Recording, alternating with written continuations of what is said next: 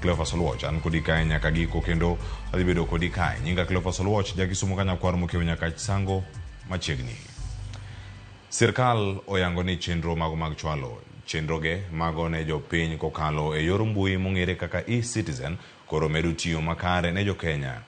Kwan jokenya kata kwan mar jokenya matiyo kanyo kod chenro ni osemedore kawuok ji maromo 394 e higa nyaka kanyo mano higa mar 2022 nyaka ji moheo 2022 higani. Ma en kaluwore gi lipot mogol kod Isaac Ochieng ma en director ma chenro mag e-Citizen.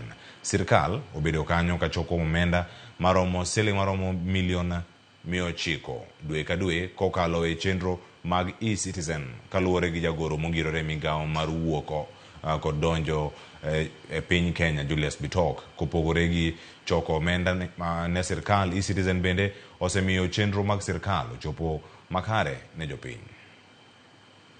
We are collecting 900 million daily on e-Citizen. And we are projecting that by next year, we should be collecting 2 billion on daily basis from this. And there's no leakage. All the money goes to the National Treasury.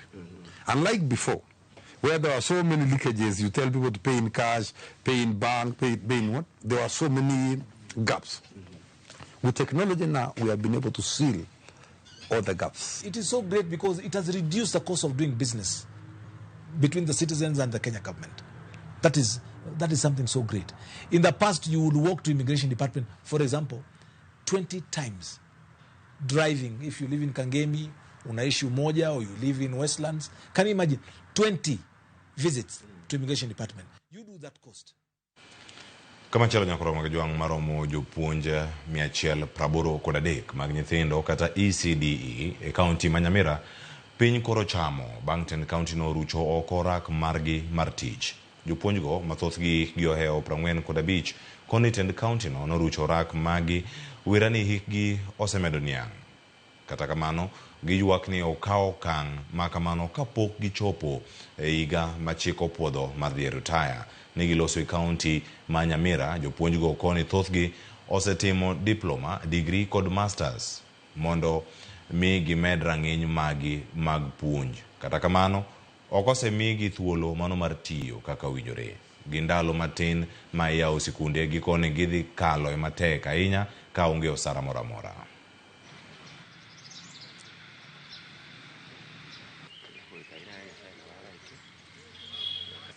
Nimetrain kama mwalimu wa ECD na nikaachiliwa na County Government of Nyamira Phase 2.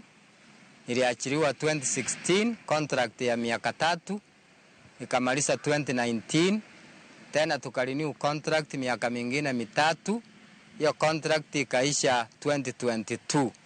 Sasa governor na county government wakadecide kuchukua watu permanent, na wakati huo tuliapply, tukatafuta kila kitu ambayo ilikuwa inatakikana na tulikuwa kwa contract. Sasa aliposema tunachukuliwa permanent, tukaapply, tukafanya kila kitu. Baada ya kufanya shortlisting, ikasemekana ya kwamba wale walikuwa na miaka 45 kwenda juu hawatachukuliwa permanent ati kwa sababu miaka yao imesidi. Sasa tumejaribu sana kuongea na governor ili atusaidie. Tuliachiswa watu zaidi ya 200. We were illegally terminated. Tunalia. Maseneta Nyamira wako wapi? Women rep wako wapi? Tunateseka, hatuna amani. Nyumbani hatuna chochote. Rent tumeshindwa kulipa. Tumefukuzwa. Watoto wanalia nje. Njaa. Tumeitwa mama omba omba. Tutamalizia wapi? Amos Nyaribo mahali anatusikiza na wale wengine. Watu angalie. Kama chelo moko kuom jotend migepe koro meeting mar mako lemo mamoko mag migepe kapod irito mondo mi opuodh jotendgi manyocha eka owal gi jatend piny Kenya William Ruto. Migepego oriwo kodaka mano mar tudruok ma pod idhi bedo kata ka imako e yor kojolo gi jotend migepe Musalia Mudavadi ka irito mondo mi opuodhi kanyo kod William Ruto. Migawo mar pur manyocha owale Mutahi Kagwe sani pod idhi maki kanyo yor kojolo gi Aden Duale ka migawo mar ohala omi mane omi Lee Kinyanjui pod dhi bedo kanyo kimako yor kojolo gi Salim Vuria ka irito puotho mar Lee Kinyanjui gi jatend piny.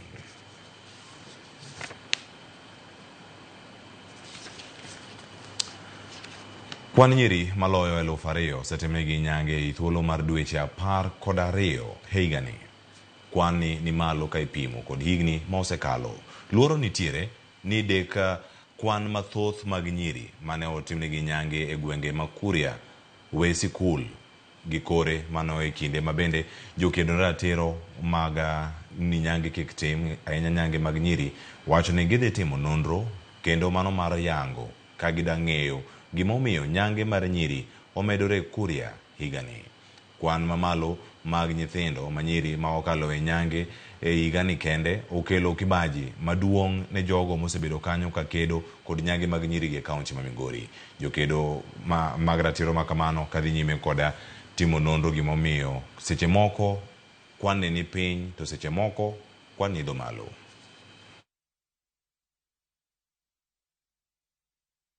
Mondo koro wakaw mine mondo wabedgo piny. Mine osewe thuolo ni ne jodongo ni ema ng'ado negi rieko. Ni jodongwa ma Kuria Kenya koni chiko itgi ahinya ne jodongo ma Tanzania. Nitie involvement mag international community, nitie involvement mag sirikal, mag media, nitie sheria mag piny moketi, nitie punishment. Koro paro ni wadua ng'enta ng'o miyo kidhi nyime mindset ma akili pach ji to ng'o miyo pach ji kuke gin kara chunyi. Use FGM is not something that you can advocate for. Even you cannot wish for your sibling, your sister, or even a neighbor, because the health implications of FGM is not something that somebody can smile about. Some can even have traumatic childbirths because of the health risks associated with the FGM. They can have the obstructed labor. Jotelo mag Oganda Luo koro dwaro mondo mi kwe obedi e kind ker mar Luo Odungi Randa kod jaduong' Nyandiko Ong'adi. Mano magiwacho ni Oganda Luo oyango mano ni Odungi Randa kaka ker margi. Kotele kod Peter Otianga. Jotelo go koro dwaro ni Nyandiko Ong'adi oyangi Odungi Randa kaka ker mar Luo mondo giriw wi oganda. Otianga bende omedo ni Nyandiko okoyangi gi ng'ata kaka jakom mar Luo kendo owek loso e lo jodongo mag oganda no. Magi timore motelo ne nyasi makelo kanyakla Oganda Luo ma idhi bagi e kaunti ma Siaya. Luo ka ker marwa mwang'eyo en jaduong' Odungi Randa mane ker mar Oganda Luo. Tadwani mondo apenji Nyandiko Ong'adi ma jaduong' gweng' makarachuonyo ni mondo nyiswa ni to en ng'ama noyiere e kar ker to noyiere karang'o to jok mage mane nitie jodongo mage mane nitie ok wadwani mondo gikel conflict e piny Luo ka. Wacho ni josiasa bura makoro wadhi timo Siaya ni josiasa motimo adwa nyise ni ng'ama nokwongo bedo ker mar ariyo e piny mar Luo ka ne en Jaramogi Oginga Odinga. Manyiso ni ya kidwa bedo ker onge jaker kata ker mora mora manosebedo ma ok oluwore gi yor siasa. Kidwa bedo ker maduong' Odungi Randa en PA ma Jaramogi. Otondi manyocho tho ne en achiel kendo ne en PA ma Jaramogi bende. Tadwa nyiso jaduong' Nyandiko Ong'adi confusion mani dwa kele piny Luo odhi mabor kendo namo dhi kode. Kama chalo yani kaunti ma Mombasa kama yudo ni jodak e gweng' ma Utange e od bura ma Kisauni Mombasa ne jobago ng'anyo ka gichwalo ng'ur magi wi jaket mwandu moro magikoni chano darogi githuon e puodho magidakie magituoni ni e lwet piny owacho. Gidwani ogai mar doho Lundach bura mayande gichwalo e doho mano makwedo wach jaket mwandu no ma ichich godo ni geto ya kolobno. Joja oko nigi ler mathoth kuok Mombasa. Magi jodak e gweng' ma Utange Mombasa ka chwalo ng'ur margi bang' jaket mwandu moro chwalo negi oboke madwani gidari puodho magikone gisedakie thuolo moheo higni 30 sani. En midhiero magikone yande ne osetiek gi piny owacho kendo koro sani dhogi omoko ka jaket mwandu no chako sieko kendo dwani gidar githuon. Tumepewa 15 days from tarehe 9 mpaka 15 days ikisha tu tumevunja hizi nyumba zetu, ama sivyo akija kutuvunjia itabidi sisi tulipe gharama za kuvunjiwa mpaka nyumba zetu. Shamba hili analolisema hili tulienda paka kwa Lance tukaona namba yake ni 17906 na amekopi na akapaste 17906 ni shamba ya Nyali. Kwa haya majumba yote yawe yamemalizwa, hilo jambo likasuluhishwa. Twashangaa tena saa hii nataka kurudia. Kwa hivyo tafadhali tuiomba serikali iwajibike, sisi wananchi tukae kwa amani katika hili shamba. Yuak gi maduong' en ni kata bang' chwalo bura e doho mar kwedo okang' ma kamano, jagono tamore chopo e doho kendo sani koro osieko gi chenro nogono mar dwaro ni gidar. Tuomba Mama Martha Koome, mheshimiwa, asikie kilio chetu. Kwa nini sisi oda zetu haziheshimiwi, lakini oda ya bwenyenye inachukuliwa uzito? Tunakuja hapa usiku mchana tunahangaishwa na polisi. From the time tuletewa ibarua tujajua usingizi, kwa sababu huyu bwana anatumia wahuni, anatumia county, anatumia maskari. Anatabia kila wakati Disemba bunge ama ikienda recess. Bunge ikienda recess, majaji wakienda recess, kila wakati Disemba anatuhangaisha, anataka kutuvunjia majumba. Tafadhali serikali yetu, wa Kenya tunahitaji haki zetu. Ruto, ukiwa unaweza kutusikia sisi wananchi, tusikie. Usumbufu umezidi, tumesumbuliwa vya kutosha. Kwa hivyo iwe ni basi. President ashasema kila mwenye shamba ambalo wananchi wamejenga na adai ni lake na ana makaratasi ya kihalali, serikali itamlipa na wananchi wakae kwa amani. Gikwayo piny owacho mondo mikoro theg lweny manie kind jopiny kaachiel kod joket mwandu mikoni geto lope ma squatters ojotie. Unaweza fanya vile walivyofanya Waitiki kule Likoni. Serikali inunue, alafu kama mtu ambaye alikuwa wapi miaka yote hiyo, over 50 years umekuwa wapi, over suddenly umetokea. Kwa hivyo haya masuala ni tense, na Mombasa imekuwa tumbo joto, shida masuala ya ardhi, kwa sababu kuna watu professionals kwa kugrab na kuonea watu maskini. Ukienda huko kaunti unaona Walegona ndo analipa rates. Walegona hatumjui, hajawahi kuja hapa. Shamba moja hizi kwa na title 3 ya side safe ya Walegona na ya serikali at the same time. Kwa hivyo mimi naomba Martha Koome, mama, pahali popote ulipo, sisi wa mama tunaumia kulea watoto imekuwa shida, kwa sababu hiyo koti ya Mombasa ni kama ina wenyewe. Sisi hatuna haki, wenye haki ni wenye pesa, sisi ni maskini. George Aoko, Ramogi TV, Mombasa. Nyakoro mukijwang mane makelo yweyo wa mokwongo kawantiere karkaro adagoniero kamana enya kumbedo koda karkato mokwongo rangana jogo mane kodwa kagi paro mabende gigolo no achiel kachiel kakalo e mbui mago mag Ramogi TV kokalo e mbui mar Facebook kanyo kamantiere live e Ramogi TV o diochieng makawuono ka kalo kuom ka Ruth Nyathi Ochieng wacho ka ni anaoro ote ma okuyo ne anyuola mano mar joka Agola kowaka ka gintiere kanyada kuom wito dana mano nyar jura Nyasaye oke chunye kama okuyo. Aneno migago kantiero moja ina koero kamana ahinya kendo Nyasaye oresu kendo bed kodu ka ukale kuyo makamano. Brother Oyongo Evans wacho kar kae ni oluwo chendo achiel kachiel mar migago ka intiere Paponditi Nyakach akwayo maber na siku ne nyithinda JJ koda Amami wacho ni an brother Oyongo Evans mano mara kanyamfua pala karachuonyo ero kamana ahinya kuom ote mare mose wa asali en kodwa kachiel ko yugi bende luwo chendo kwa Jani Siman Kari ero kamana ahinya. MC Paul wacho kanyo na neno chendo wuod Korumba ero kamana ahinya kuom kete kar kachiel machielo bende luwo wa kar kae ko wacho ni nyinge Masi wacho ni luwo chendo mar migago achiel kachiel koda brother Wilberforce Otieno mabende ni chendo kar ka jaote Millicent kawuok kumwera jaote Millicent ote nyolal karka kete kende bui maro ma Facebook acha yode Sarasenga nyakwa Rodongo from West Kanyamkago wang neno wa live ero kamana ahinya achiel kachiel ka wantiere kodi karkae. William Deka lo chendro achiel kachiel ka entiere Kasimba Oyugi Suma Bay County ka entiere kanyo koda Koko baba Koko kod joge duto ka entiere kanyo Gabriel Dinda kachiel koda ka mano Tobias Bele gi jogo duto mantie kanyo mutingo Ken kachiel koda Kabush ero kamana ahinya gi jogo duto mantie kanyo Kawini kuom neno chenro odiochieng' ni makona ka wiyo masane kaduogo mathoth pon tiere kikidhi mabor.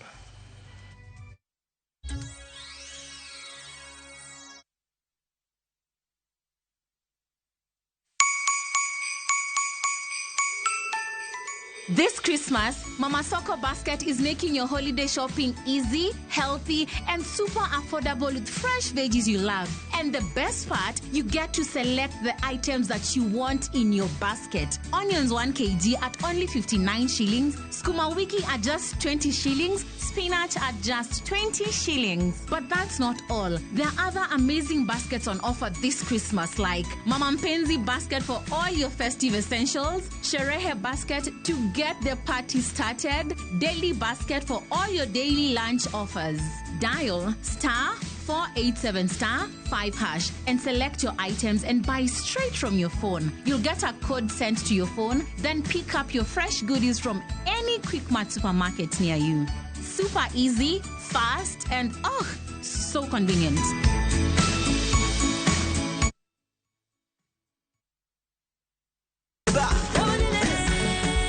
Beikori marcha kuwuoth e piny mar thum. Thumbe mane oloko tieng' mang'eny. Fwenyo sigendni, wende mag piny, koda sigendni mayudore e wendego. Ngoma Owake en kama gik mane otimore chon koda matimore sani chopo e winjruok maber chur. Ngoma Owake wuok tich nyaka tich abich saa 10 odhiambo. Kik bai.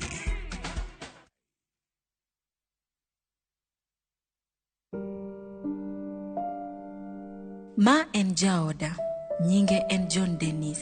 An kode ne wayudo masira makoch mar apaya. Gima nyalo paro winjo ewi masira no en brek mapoya gi luar mar matoka. Jaoda ne nie piny mar matoka ka lwete konchiel oliero e kom achiel ka pache olal. Natemo luonge ka atuome ma pache oduogo. Kaneno chiewo nokona ni okonyal winjo tiendene. Laktar nobiro, laktar okanga, ni Dennis oyudo ng'ol, kuom mano okochako wuoth kendo. Wachno noturo chunya, kendo osebedo jaoda kuom higni 12. Pacha ool kendo okawinj ka an kare. Amanyo kony kuom jolony e weche mag paro. Bedo jarit jatuo ok en tich mayot. Duok ng'we nyamburko piny. Ng'we airi titi neko.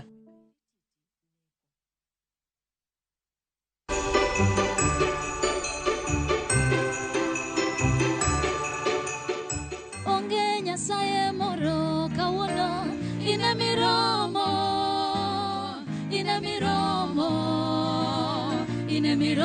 Yesu. Aonge nyasaye moro ma amiyo luor, ina miromo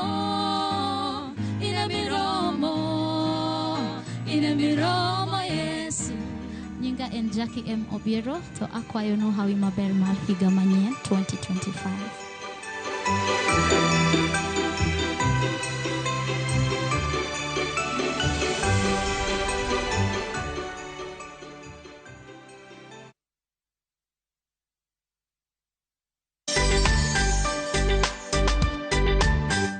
Hi everyone, from View Travel we want to thank you for being part of our journey. We want to wish you a Merry Christmas and a Happy New Year.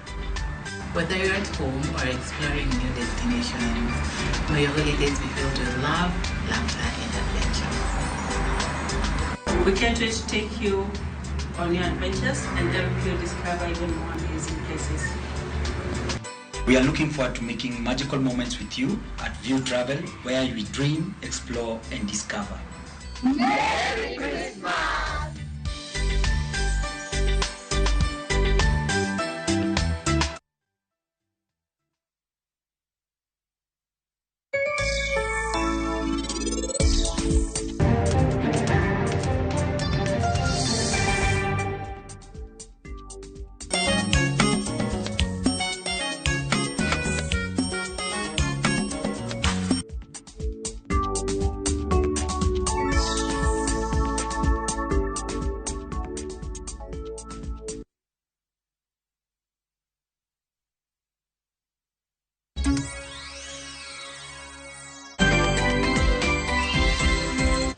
Machiegni nyakoro moge jwang' weche manyien dhi nyime sani kaunti Karka wadhi nyime koda wechegi kama gichoponie. Sigana mag lwenje mag udi kod kit chwech osebedo moko kuom sigana makelo pek kod lit mathoth e chuny oganda ahinya to ne jogo mosekalo midhiero makama.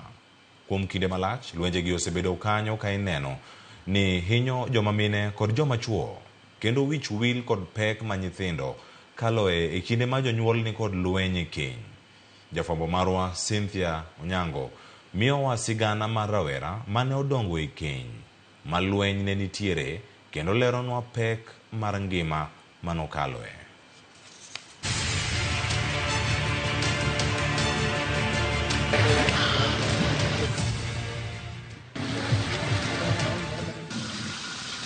Midhiero mar lwenje mag udi kod kit chwech osebedo mbaka matalaria matek pimo.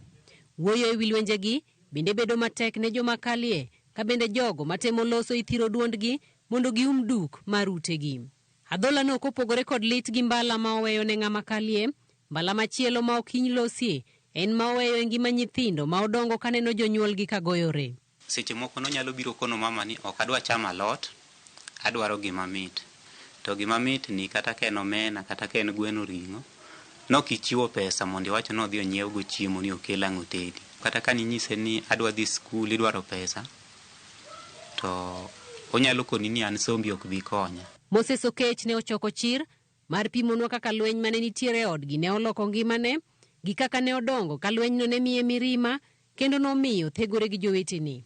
Koro nigoye kaneno to ne en gima lit ne chunya ahinya ka ng'ama pod tin. Koro ambe seche moko mirima maki miwach ni to koro anang' natim nang'o. Kiyudo ka koko gi samoro ne timore makata jogweng' winjogi koni gi kocha. Imbe samoro no chwadi kata wang'i moro kuot no padi badi moro lit, to ka ging'i to ging'e ang'eya ni ng'ane to nyogo paro ni kadhi abedo kuma gintie to gibro nyiera, kata paro mani koro kaneno gi to gibro mana go mbaka gima ne timore cha. Penjo en ni, en ang'o madhiga nyime pach nyathi e kinde ma oneno ka jonyuol ne ni kod lweny? Debed ni wane ma baba wani ohera koko kata jonyuolwa gi ohero koko, to kuonde mamoko to kata kwa wuothe to kwa winj koko ni katimore. Imbe nyathi seche moko mirima nyalo maki, nyalo dhi kata ni dhi ywa baba koni mondo wego mama, to imbe ang'o chako lokore kendo kodi kae. Okech medo ni lwenjegi bende ne miyo jirende kod osiepe ne ng'iyogi gi wang' ma opogore. Ka ng'ato neni seche moko kata kiwuotho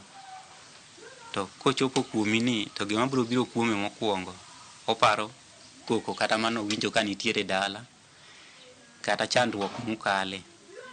Koro seche moko inyalo bedo ni iwuotho gi ji kata idwa na associate gi ji kanyakla, tineno ka giweyi kendi, idong' kendi. Nyathi ka en nyathi ma pod tin to neno ka chwanyruok nitie kinde koni gi janyuol, seche moko nyalo bedo gi chuny mabor, nyalo yudo no nyalo kata ringo moa dala kanyo kabisa nikech obedo gi luoro moro to ka mama mani timo ne kamacha tanto koro inyalo tim na machal nani nikech oneno ni mama ng'ama ng'ongo ma samoro ok onego bed ni ipade kata igweyi tiling' aling'a. Kata obedo ni Moses ne obedo achiel kuom jogo mane oneno lwenjegi ka odongo, owacho ni ma ne omiye mijing'o mar temo bedo ng'ama ber e tudruok mare gi jomoko. Jonyuol moko samoro nitie mosekawa kawa pachgi oketo ni an kokago koko to kanyal bedo maber. Kuom gik mane timore gi ne gin puonj ne an.